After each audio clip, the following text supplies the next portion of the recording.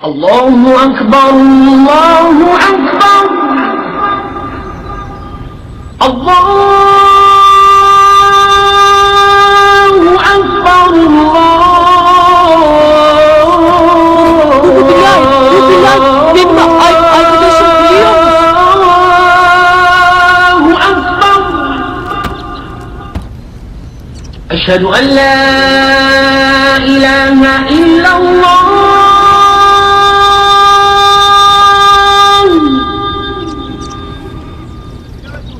Koş ezan okunuyor. Bilal, bu ezanı Bilal okuyor. Eşhedü en la ilahe illallah.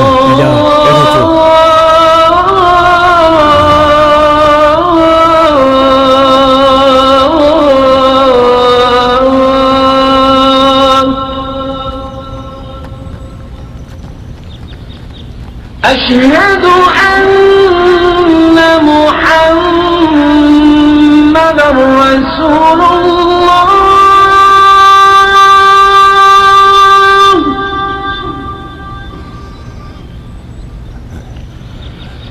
أشهد أن محمد رسول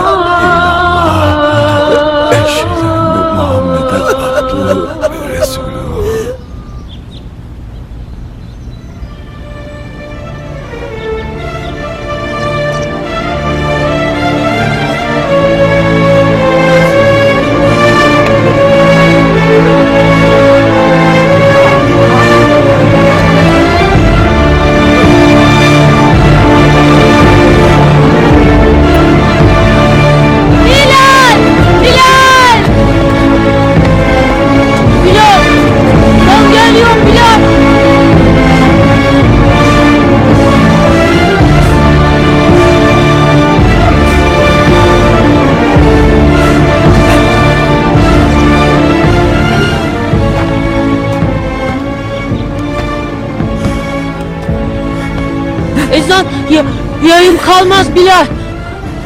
Ben okuyacağım. حي على الصلاة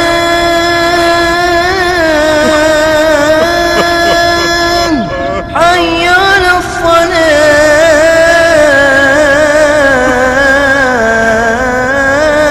الصلاة حي على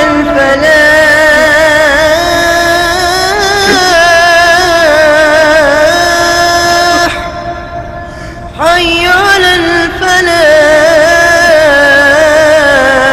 الفلاح الله أكبر الله أكبر لا إله إلا الله